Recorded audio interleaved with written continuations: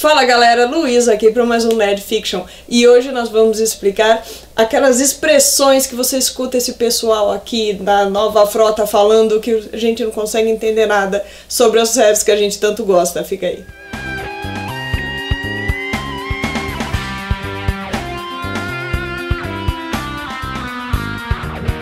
Bem, não é só a nova frota, porque na verdade essas expressões são usadas por todos os youtubers, críticos de séries, críticos de cinema, uma coisa que você escuta, que inclusive algumas delas até vazaram pra cultura pop. Todo mundo usa pra descrever muita coisa que acontece durante a série. Você tá assistindo, tem um enredo maravilhoso, aí acontece alguma coisa, a pessoa dá aquela palavra bonita, você não entende nada. A gente tá aqui pra explicar. Então vamos conversar por... Tô pronto. Tá pronto. Eu que vou explicar hoje. Ele vai explicar. Vamos lá. Porque eu quero explicações concisas. Vamos lá, vamos à nossa primeira. Jump the Shark. Jump the Shark é quando a série faz uma coisa que faz você falar: meu, sério, não dá mais pra ver essa série a partir desse ponto, tira. Por exemplo, Jump the Shark veio de uma série chamada Happy Days, certo? Lá nos Estados Unidos, que tinha um personagem muito famoso, que era o Fonz, que era o cara aquela coisa. Tem um episódio que os produtores quiseram fazer uma coisa tão grandiosa, que ele tava de jet ski e ele salta um tubarão usando jet skis e tá todos os personagens vendo. E aí eles falam: he jumped the shark, ele pulou o tubarão. Literalmente. Ele literalmente pulou o tubarão.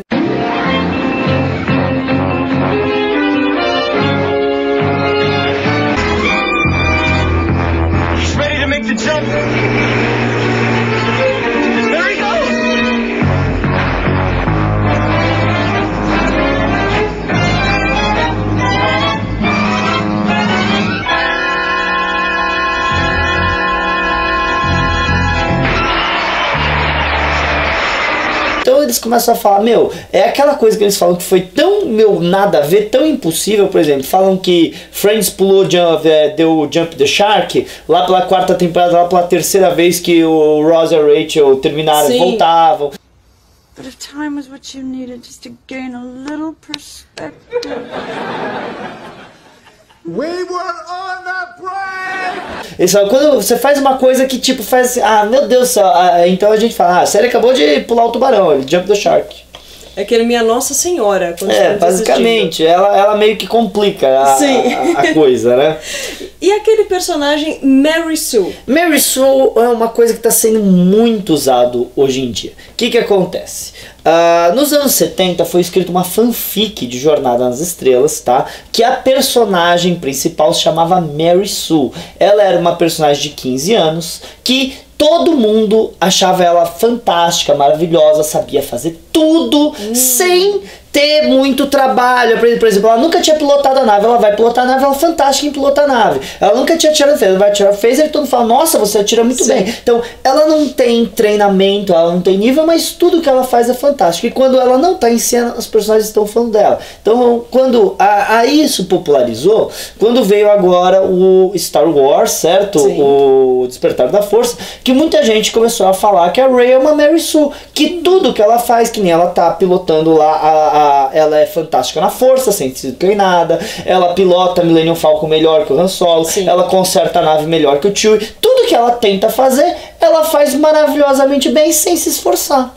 Mas tem um exemplo disso pro pessoal masculino também. Eventualmente, né, quando, assim, do mesmo jeito que existe a Mary Sue, criaram o Gary Sue, que é baseado na Mary Sue, que é quando você tem exatamente isso, só que do personagem masculino, que é exatamente a mesma coisa. Ele não tem esforço, ele não precisa de treinamento, ele não precisa de nada. É o personagem que não tem falhas, ele é simplesmente perfeito, ele não precisa de nada pra ser perfeito do jeito que ele é. Ele nasceu assim. Tipo eu. Claro, Mary Sue. O que mais temos aí? Vamos falar sobre um final Império Contra-Ataca. Na verdade, isso é uma coisa que os diretores, normalmente, quando estão falando de filmes, eles falam. Esse vai ser o nosso Império Contra-Ataca. Esse vai ser o nosso Império Contra-Ataca. Eles querem dizer que é quando o filme a sequência vai tomar um tom sombrio e mais grandioso. Porque foi exatamente o que o Império Contra-Ataca fez. Então, eles estão falando, esse filme vai ser o nosso Império Contra-Ataca. Porque o Império Contra-Ataca, além de ter feito uma história muito mais realística, sombria, ele fez coisas ali que foram muito grandiosas dentro da franquia. Realmente, é o meu filme favorito da série Star Wars. Sem dúvida nenhuma. I am your father. quando você tem um filme que vai ser o Império Contra-Ataca de alguém, você pode ter o Poderoso Chefão parte 3, né? Exatamente. Quando a gente fala que a gente tá com medo que seja o Poderoso Chefão parte 3, quer dizer que é uma trilogia planejada, e a gente tá com medo que o final seja um Poderoso Chefão parte 3.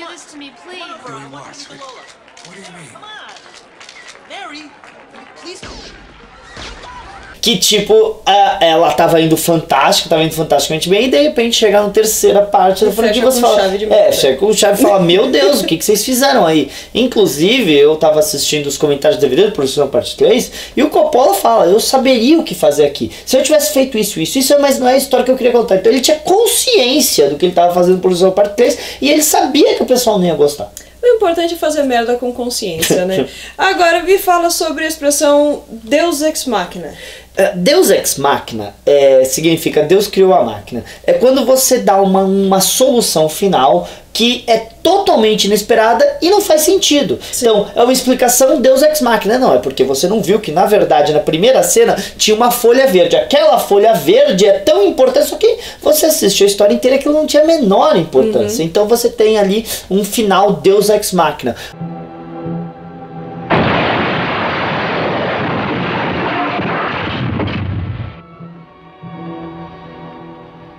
Something's happening.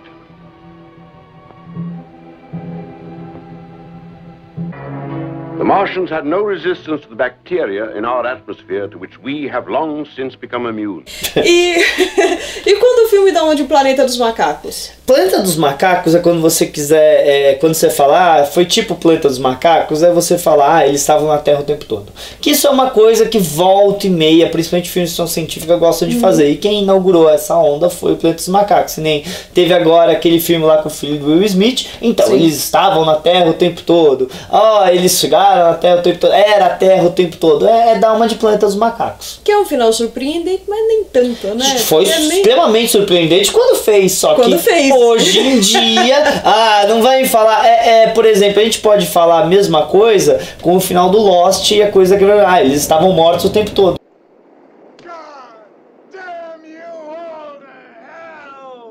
Beleza, e quando a gente tem um seriado que tem o monstro da semana? Então, isso veio de Arquivo X. Porque Arquivo X você tinha os episódios da mitologia e os episódios O Monstro da Semana, que é um episódio que contava uma história ali que não tinha ligação com as outras histórias, então era só o episódio do Monstro da Semana. Inclusive, quando saiu a série do Smallville, tinha os episódios da mitologia do Super-Homem e tinha os episódios do Crypto Freak, que eles falavam que era o louco que foi afetado pela criptonita da semana. Então eles meio que falam, o episódio de hoje foi meio que o episódio Monstro da Semana, né? Que é aquele episódio que não ligou com o episódio anterior, não liga com o próximo, é um episódio contido dentro dele mesmo só pra contar uma historinha de monstro. É tipo os 60 anos de Scooby-Doo. 60 anos de Monstro da Semana. Sim, mas o Scooby-Doo não tinha os episódios da mitologia e o episódio Monstro da Semana. Era uma coisa totalmente episódica, né? Arquivo X não, Arquivo X você falava, e aí, o episódio dessa semana foi bom? Foi só o episódio Monstro da Semana. Quer dizer, se você não assistir ele, não estraga a mitologia da série. Bacana. E o nosso próximo é um próximo de amor. Shippar. Shippar também veio de Arquivo X. E tá na moda. Shippar é quando você tem dois personagens, certo? Na série, que o pessoal tá shippando. Na verdade, eles estão querendo que eles fiquem juntos. Isso veio, com o Mulder e a Scully, que ficaram shippando eles durante anos e anos, falando, eles não veem que eles têm que ficar juntos, eles veem que eles se amam tal e coisa assim. Mas o pessoal hoje em dia, eles ficam muito, eu shippo muito, por exemplo, o Kirk e o Spock. Sabe? Que é uma coisa, eles claramente tinham uma amizade profunda de irmãos. E tem gente que... E aí começaram a fazer essa piadinha que eles tinham uma atração um pelo outro. E aí tem gente que seriamente fala que shippa dois personagens como esse. Como se não existisse amizade mais entre pessoas. E, amizade... Potter e Hermione, né? Muita gente shippava Harry Potter e Hermione achando que ela tinha que ficar com Harry Potter só porque ele era o principal da série. Mas shippar é quando você tá torcendo pra dois personagens ficar juntos. E enquanto isso temos o Spoiler. Spoiler já passou pra cultura pop. Que é carne de Spoiler vaca, né? Spoiler todo mundo já sabe. Spoiler é quando você estraga alguma coisa pra alguém. É spoiler, é estragar. Então, é você sair de um filme como, por exemplo, o Império Contra-Ataca, né? Que a gente já mencionou, e não é spoiler, porque o filme é de 1980, beleza? Tá? E falar, meu, você não faz ideia, assiste não, mano. Você não acredita, o Luke era filho do Vader. Você tá pegando aquele momento pá do filme e estragando pra pessoa. Tem gente que não liga pra spoiler. Tem gente que fica extremamente bravo com spoiler. Temos essas duas pessoas aqui no momento. Eu odeio spoiler. Eu tô nem aí. Não, Nunca. eu não gosto de spoiler as coisas, eu fico realmente nervoso porque eu quero curtir o negócio. E ela, que nem quando deu o Endgame, ela pregou todos os spoilers online, eu não queria saber nada e ela ficava me ameaçando. Eu assisti. I understood that reference. E depois de tudo isso, a gente ainda tem mais duas coisas que confundem, que é o subverter expectativas e o plot twist. Então, são duas coisas bem diferentes. Hoje em dia tá na moda essa coisa de subverter expectativas. Expectativas tem que ser subvertido. Como fazer? Você vê produtores falando, a gente tá pensando como dar sequência e ainda subverter expectativas. Olha, subverter expectativa é fazer uma coisa totalmente inesperada.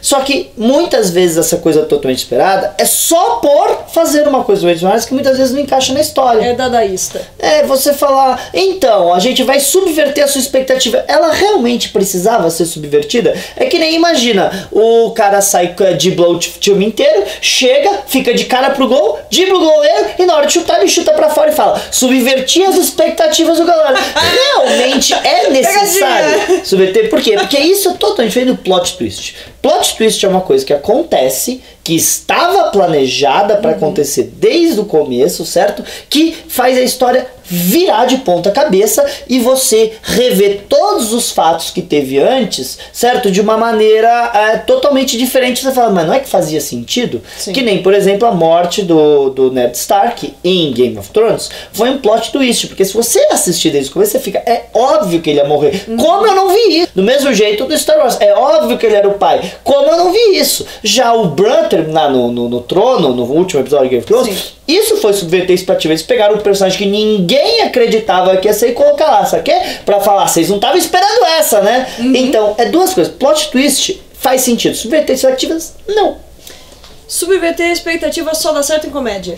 Subverter expectativa é uma coisa que disso. pode ser bem feita. Claro que pode ser bem feita, mas a maioria, quando você faz subverter só por subverter, e aí você tem o problema de ter que lidar com história. Por exemplo, uma coisa que filmes e séries de quadrinhos adoram fazer é revelar a identidade do personagem principal. Eles fizeram isso na série do Arqueiro Verde, fizeram isso no cinema, fizeram isso no Batman, fizeram isso nos quadrinhos do Homem-Aranha. E aí o escritor do próximo episódio fala, mas peraí, como eu vou contar essa história agora que você subverteu e fez isso aí? E aí eles ficam perdidos, e aí tem volta no tempo, personagem de universo paralelo, todas as coisas, pra poder resolver o animal ali que decidiu subverter a expectativa. O seriado é sobre um cara que usa uma máscara pra não ser enganado. Tiraram a máscara do cara e agora você não tem mais como contar a história. E aí o que eles fazem? Eles têm que voltar atrás. Por isso que vamos manter ela na comédia, que tá ótimo. Não. A comédia, quando subverte a expectativa, é pra fazer uma piada, tá? E o engraçado mesmo da comédia é quando você tá olhando, não, isso vai dar merda, isso vai dar, e não dá. Aí ele subverte a expectativa. E aí dá uma coisa totalmente diferente do que você está esperando. É aquele negócio do filme dos Simpsons, do Homer ali com o dedo em cima, né? Com o martelo. Lá, e você tá esperando que ele faz isso e acerta o olho. Isso é o subverter expectativas, mas isso é uma piada. Sim. Não é uma coisa que vai trazer repercussões absurdas pra série e tal. Agora, você fazer um filme que mata o personagem principal do nada só por matar, você tem repercussões absurdas. E aí é complicado. Essa subversão de expectativas, na verdade, pode ser prejudicial para a história. Sim. Se ela não é planejada. É isso aí. Aqui também é cultura.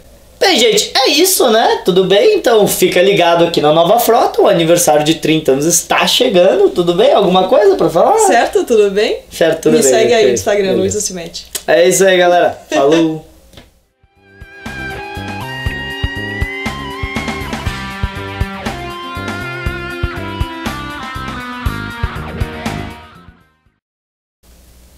Fala Fala galera, Luiz aqui para mais um Nerd Fiction. Fica aí. Não, você nem falou o tema. Não quero falar. Não falou o tema. Surpresa. Não, Tá. não existe isso.